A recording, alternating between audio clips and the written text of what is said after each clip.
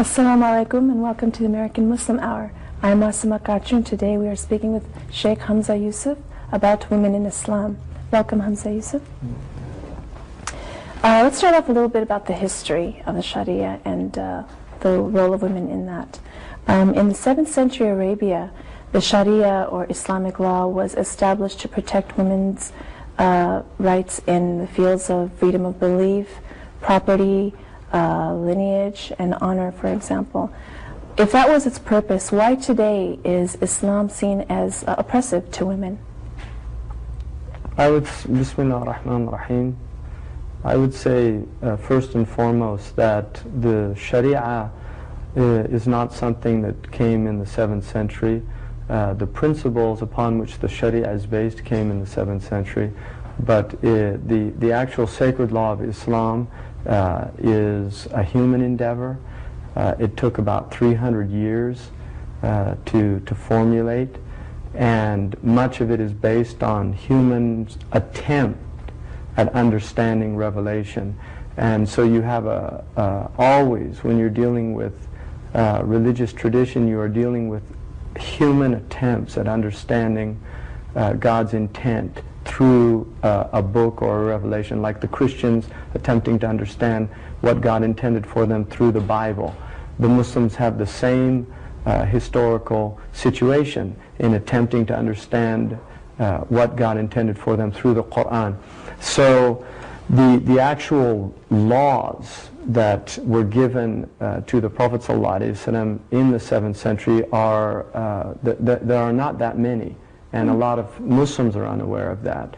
The majority of the legal verses in the Quran, of which there are only about 500 out of 6,000, over 6,600 verses in the Quran, only about 500 deal with legal situations.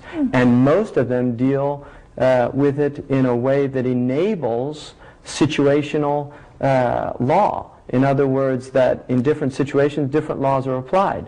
So there's aims and purposes behind law. So you have an example of, in Islamic law, if somebody steals, then their hand is cut off. Now, people think that that sounds barbaric, but the reality of it is that law only applies with certain types of theft.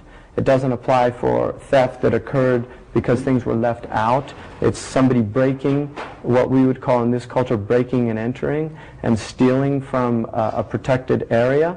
And then it's only under certain situations. So Umar ibn al-Khattab, who's the second caliph of Islam, he suspended that law during a drought and a famine period, because he said people were forced to steal in order to feed their families. And therefore the aim and purpose of the law was no longer being served in applying the law. So Islamic law is not some kind of simpleton's law of how to run a society in the 7th century and try to apply that in the 21st century. It's a very complex and sophisticated legal system, and it's based on rigorous principles that were laid down in the Quran, and there are certain legal issues that deal with women's rights, and at the time they were considered extremely radical. Now, in this quote-unquote enlightened period of time, the Christians didn't give property rights to their women until the 19th century. And that's a historical fact. In England, the women were constantly deprived of property and wealth, because even second or third born sons, because in the English legal system in the 19th century, it was the firstborn who inherited all the property of the, and from an Islamic point of view, that's unjust. So in Islam, 1,400 years ago, women were given inheritance laws. And people say, well, what about a woman who only inherits half? Because the Quran says that a male gets twice as much as a female. That was specifically in one instant. There are other inheritance instances where women inherit and male relatives don't, or women actually get more than the men. But in one specific instance, which is when there's a son and a daughter. That would be a case where the son took twice as much as the daughter, and the reason for that, the wisdom behind it, is that a woman's wealth in Islam is discretionary. Her wealth, she can use it in whatever way she wants, whereas a man's wealth is there's responsibilities related to it. He has to support his parents if they're old and unable to support themselves. He has to support any female relatives that don't have male support.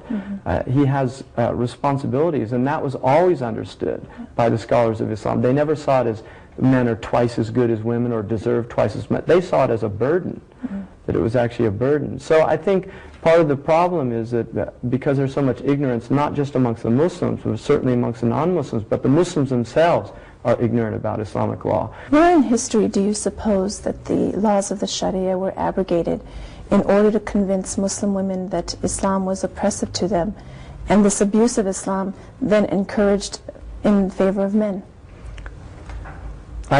First, I would say that I don't think anywhere have the laws of Islam been abrogated. I would rephrase that by saying that there are certainly very early on the laws of Islam were no longer being applied. In terms of women, I don't think women have ever been convinced that Islam is repressive for them, but I think that they have, in many Muslim countries, the way that Islam has expressed culturally itself is not dissimilar to the way that Christianity was expressed in the West for many centuries, basically patriarchal, with an idea of a certain hierarchy and a position of women in society. And I think what's difficult for people in the West to realize is that this quote-unquote women's liberation is a very recent phenomenon. And so when they look at the Muslim world, they're looking at a world that is not dissimilar to their own world not that long ago. But these traditions are still maintained, and they're human traditions. Whether Islam agrees with that or not is a matter of looking into what Islam says about the specific situation. I see. And why do you suppose that that happens? Well, I think that by the nature of relationships, power is an element in any human relationship. If you work in a corporation, you are in a power relationship with the people you work with. Your boss has certain power over you. One of the things that drives people crazy in corporations is watching people kiss up to the boss. Why do they do that? Why do they treat the boss with respect and they don't treat their fellow coworkers with that same respect? Because there's a power relationship involved here.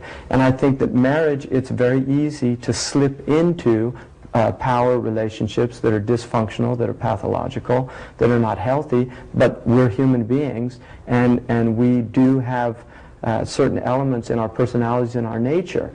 You're dealing with biology. Males are a more aggressive branch of the human family, and this is biological. Testosterone is a hormone that, if given to women, women become more aggressive, and this is something that has been confirmed in Western medicine. So I think that males, by their nature, have aggressive tendencies. If they're not tempered by good upbringing, by their mothers, by humanization, and by an understanding of the awesome task and responsibility of being in a human relationship, whether it be family, in terms of a son towards the parents towards the children, or a husband towards the wife.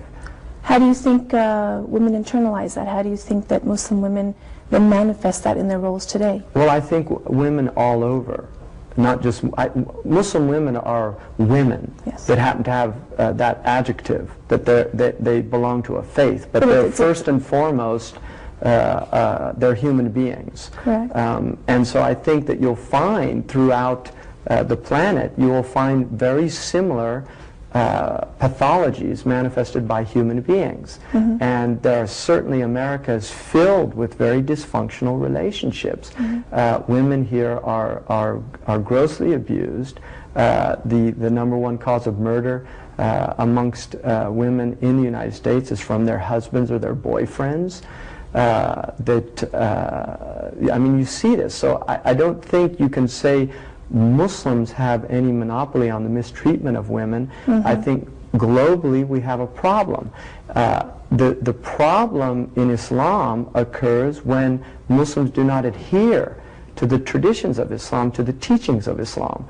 And vice versa, when they do adhere, you will see, in fact, extraordinary harmony occur in the human relationships, because very clear guidelines have been given in terms of gender relationships.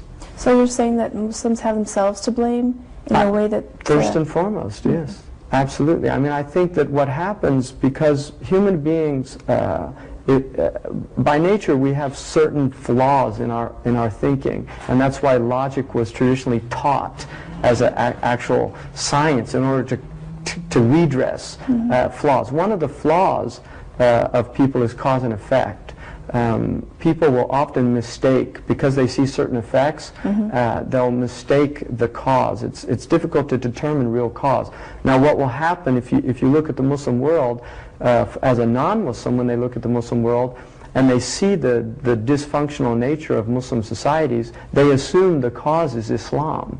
Okay. Whereas for a Muslim looking at the Muslim world and understanding his religion, he knows, in fact, the cause is the abandonment of Islam. It's the fact that these people are no longer practicing Islam.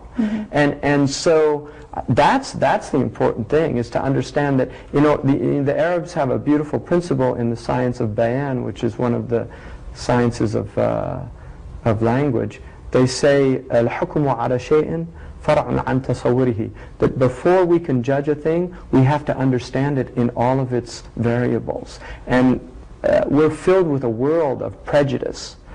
People are constantly prejudging. The average American will make remarks about Islam. They'll think that they're liberal, humanistic, unbiased, unprejudiced, and yet you ask them what they think of Islam. That's a stupid religion, it's a backward religion, it's oppressive to women. Have they ever read the Quran? No. Have they ever read a tradition of the Prophet Muhammad? No. So what are they basing that on? They're basing it on just observing Muslim societies. Well, if we observe Christian societies, have we seen turn the other cheek applied in the West in the last 2,000 years? Was turn the other cheek applied in Iraq? Right? The biblical foundation of the Torah, according to Rabbi Hillel, who's one of the greatest Jewish rabbis, is that the entire message of the Torah, which is the Jewish book, is love God and love thy neighbor as thyself. Do we see the Jews practicing that towards their Palestinian neighbors? Does that mean that the Torah is invalid as a book because of what the Jews are doing? Does that mean the gospel is invalid as a book because of what the Christians are doing? But unfortunately, people apply logic outside of themselves that they like, and then they refuse to apply it on their own selves. Let's talk a little bit about your analogy of mercy and justice. You discussed that you see mercy characteristic to women and justice more characteristic or symbolic of men. Can you expand on that? Well, I think if you look in the world, you will find that this is one of the paradoxes of the world, the dilemmas of the world, is on the one hand we honor virtue as a religious virtue, and on the other hand we honor justice as a moral virtue. If we look at mercy as a religious virtue, it's very difficult for us to have justice when we bring mercy into. Some say, like Shakespeare, that mercy must temper justice. In other words, be just, but have that mercy temper the justice to prevent it from becoming harm or becoming a harshness. In the Christian world, mercy is at the root of the Christian message, this idea of mercy. I think in Islam, the woman is the embodiment of mercy. The word in Arabic for mercy, rahmah, is derived from the word for womb. And so the understanding of the Muslims have always been that the source of mercy in the world is the womb. It is the womb. It's the blood bonds that bond us as Adamic people, that we're from Bani Adam, we're children of Adam, and therefore we should have compassion for all human beings, irrespective of their race, their creed, their color. And at the same time, we need to have justice in the world in order for for things to work in the marketplace. So my cosmological understanding in Islam is that a woman represents symbolically the virtue of justice in the world, and the man represents of mercy, and the man represents justice. And these are the two hands that God has given human beings, the left and the right hand, and they're to work together. This is how things are done in the world. So the relationship between men and women is a relationship that's complementary. It's not an equal relationship, and I think this is where people have a real problem, because equality is a mathematical concept. You don't find equality in the world. You find equality in mathematics. But as far as worship in Allah, equality is the same in His eyes as far as... No, there's no equality in worship, and I'll give you an example. Two people pray. One of them is sincere in his prayers and the other is not, but outwardly they looked exactly the same. They're not equal. I'm and the Quran, for instance, says, are they equal? Those who know and those who don't know. They're not equal. We're not living in a world of equality, and I think this is one of the modern misconceptions of the world, this lie to try to create this so-called egalitarian society. There has never on this planet been an egalitarian society. Human beings are not equal. They're not equal in talent and gifts. The only place where they are equal is before the law. That is the only place. If a rich man and a poor man come before a judge, that judge has to treat them the same before the law. If a male or a female comes before a judge, that man must treat them equal before the law. In terms of actual real experience in the world, you will not find equality. It's a myth. But in terms of seeking Allah's reward between a man and a woman, that they have the same potential. Potential. Yes, correct? absolutely. Okay. In fact, really, it's unfair because women have an easier route to gain God's grace according to the Islamic tradition. How so? Well, for instance, according to the Prophet Muhammad, a woman came to him and complained. She said, we see men go out and struggle in the way of God, defending the lands of Islam. We see them, they have more money than we do, and they give charity. And we see them, they go to the congregational mosque 5 times a day, and we have children that keep us in our houses. They're getting all the reward.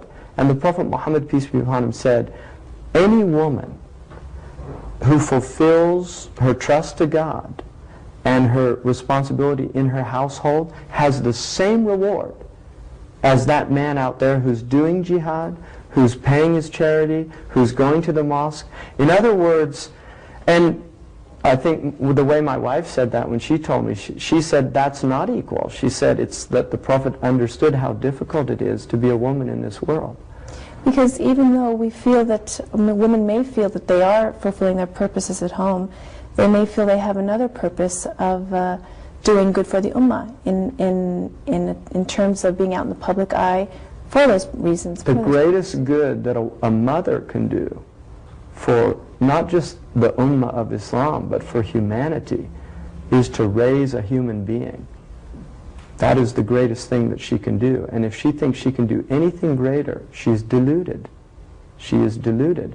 Now, not every woman is a mother, and there's certainly many, many things that women can do. But if a woman has a child, once she's committed to that and has a child, if she abandons that responsibility in pursuit of some empty career or some idea of making her mark on the world, she has completely misunderstood the great importance and the great responsibility that she has been given by God, in that the fruit of her womb is before her, and she will be asked. All of you are shepherds, and every shepherd is responsible for his flock. And then he said, A ruler is a shepherd, and he's responsible for the country. A husband is a shepherd, and he's responsible for his family. And a woman is a shepherd, and she's responsible for her children. So, if a woman brings children into this world and then dumps them in a daycare center where people have 20 or 30 children, and a woman's being paid $8 an hour to look after those 20 or 30 children, and then she thinks that somehow she's doing something more important by going out and working, I think there's something very seriously wrong with her maternal instincts. Because abandonment in the animal kingdom, abandonment is alien to animals. They will only do abandonment out of mercy. They will abandon an animal out of mercy. They won't abandon if the animal is well. With respect to your response to that, what if that is a woman's only means of livelihood? And that's another situation. You see, you can't, yeah. I mean, Islam is not, again, it's not a simpleton's religion.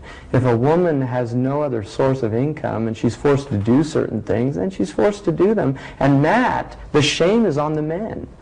The shame is on the men for not facilitating for women to raise their children. I mean, we're living, if you look at America right now, look at the children in this country. Look at the rage. Listen to the music. Don't listen to it, but if you do listen to it from these loudspeakers coming out of their cars as they drive by, that music is filled with rage. And look at their faces. Look at the spiritual state of these people, or the bereft state, the lack of spirituality. And to give some of them credit, I'm amazed at how well some of them do despite all of the odds against them. I am amazed that there's children out there, there's young people out there that are really struggling to find a purpose to their life in a world that is telling them constantly, including their parents, by abandoning them, that they are worthless and that their lives are purposeless. Okay, irrespective of financial need, looking at your analogy of mercy in women, and that being characteristic of women, say a woman, Muslim woman, married with children, her husband provides well and family's doing fine.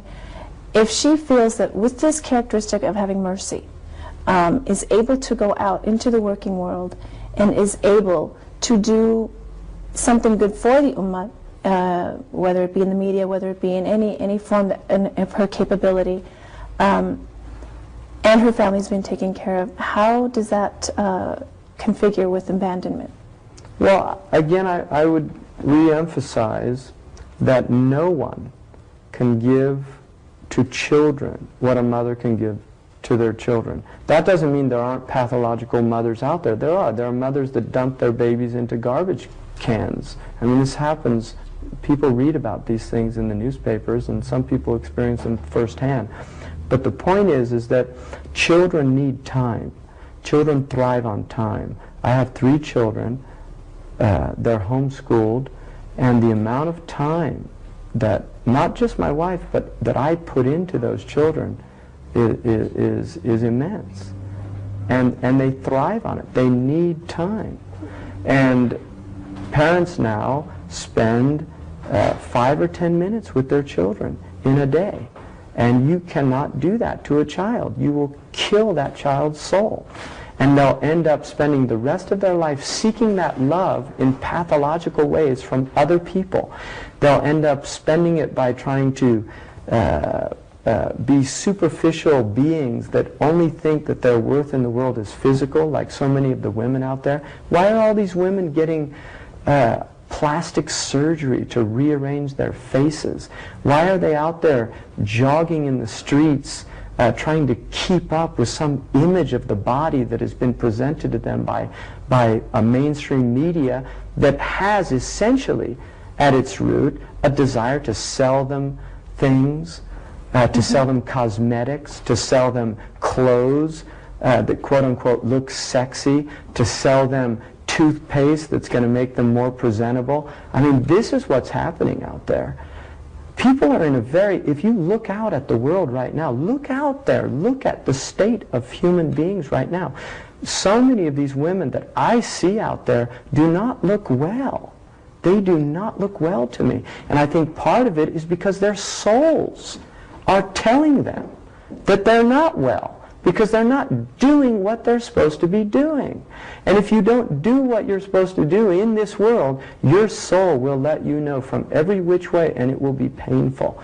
You'll end up, if you don't listen to your soul, you'll end up on antidepressants, you'll end up on alcohol, you'll end up on drugs, you'll end up in pathological relationships. So what is the role of the woman, which would be deemed as Islamically correct? You know, the role, I hate that word, first and foremost, because it's an acting metaphor. Which word? The role. Oh. But anyway, Okay. It's English language, but I would say not so much the role, but the purpose of a woman is the same as the purpose of a man, and that is to know their Lord before they die. And that is why they were created. And everything else is incidental. That is the essential purpose of a human being, is to have a direct relationship with the Creator of the heavens and the earth. And if they're told anything else, it's a lie. If they're told that their main role in life is to have children, that is a lie. Children are a path to God, and they're a powerful path, and children are spiritual teachers. Children are teachers. They teach us. And they also remind us about a purer world, a purer state, and a state that our souls were once in. But I would say that the purpose of a woman is the purpose of a man. It is to know and worship God. How much of an impact does our cultural heritage as women have on our identities today? How much does culture play in our identities? Well, you know, the nature-nurture argument, I think that nature and nurture are both working together. Environment has a massive impact. If you grow up in Sri Lanka, you'll enjoy listening to a certain type of music that most Americans would have a really difficult time listening to, and vice versa. A Sri Lankan would be horrified at what people listen to in Los Angeles. But, well, that's changing due to global pressures. But there's no doubt that culture plays an incredible has an incredible impact. And the stories of a culture. In our culture, I was raised as a Christian, and in the Christian culture, we're taught that Eve basically is the cause of the fall of man, which is alien to the Islamic belief, but it's central to the Christian belief, and this is why many Christian women or post-Christian women have abandoned Christianity, because they don't like the idea of praying to a father. They don't like the idea of a male God. And this is something that is alien to Islam. Islam has no understanding of a male God.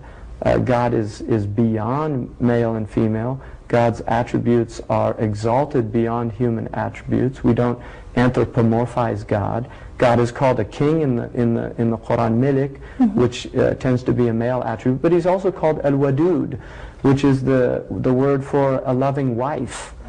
He's also called Ar-Rahman, which is the merciful, coming, and the word for womb is derived out of that word, Rahman. So the Muslims have always understood that there are what are known as Jamali and Jalali attributes of God, beautiful and majestic. And they've always seen them in terms of that women are a manifestation of divine beauty, and men are a manifestation of divine majesty. And outwardly and inwardly it's reversed. Inwardly, women have divine majesty as the attribute that's manifesting in them, and inwardly men have divine beauty. That's the way it's supposed to be. I mean, these are healthy. I'm talking about healthy cosmological understandings when people are living as Adamic people. But one of the things that can happen to human beings, according to the Quran, is they can be reduced to lower than animals. And you see it out there. Look at human beings out there. Look there's a billboard now for a movie that shows a man with holding onto the tail of an elephant, and it's the whole idea that human beings are animals. Who's telling them that? And what do they have behind that? Hollywood is a whole other program, I think, because well, Hollywood is, I think, you know, they say artists are the antennae of society. Hollywood is letting us know where we're going. They're a symptom. Hollywood is not the disease. Hollywood is a symptom. The fact that we have allowed these things to permeate our consciousness. How do you think we have allowed that to happen? Well, Hollywood can't exist if people don't buy the tickets to their films and watch the programs and buy the corporate rubbish that the people that own them sell. Do you think that if Muslims became more involved in Hollywood that things could change? No, I think it's a horrible thing. Hollywood will change them. They won't change Hollywood. American Muslim women are beginning to pick up a momentum of being more involved in the public arena, to have their voices heard. And you may see this as our wish to become more like men. However, is it wrong to be seen in the public eye if our intention is to do good for the ummah? Well, I mean, you're putting those words into my mouth. I wouldn't see it as becoming more like men. I think women have responsibility. In fact, I personally believe that if women don't have indignation about what's happening to their children, about what's happening to their societies, and if that indignation does not motivate them to literally do some serious measures, to take serious measures to enact a change, then things will get worse. I think that women have immense power and immense potential to do good and to be a transformative element in society, and women are half the human condition, and there needs to be more female influence on the world. I think part of the problem with the world is that there's been too much male dominance, too much male influence, and it's had a very unhealthy impact. We call the earth Mother Earth, and that's not a Western idea, that's actually an Islamic concept as well. The Prophet Muhammad ﷺ in a hadith in Tabarani said, "This earth is your mother." And I think the fact that raping and pillaging of the earth, which is going on right now all over the planet, is symptomatic of aggressive male energy. And that if that male energy is not tempered by the humanizing element of the female, of the mother, of getting the milk of human kindness, that we will continue to do this until we destroy the viability for human life on the earth. And I think that the criminals behind that will be men. They will not be women, unless we see women as complicit in the crime by their silence. So I don't believe that at all. I think women have to do something. And I think there's signs of that. I think that there's women in this culture that have done extraordinary things. We have a history of women, not just in the West but in the Muslim world. There's a beautiful story of an Andalusian woman. She was a poet who was so distressed by the tyranny of a governor in her province that she wrote a poem to the caliph. And in the poem she said, "What do you say about a shepherd who's eating his flock?"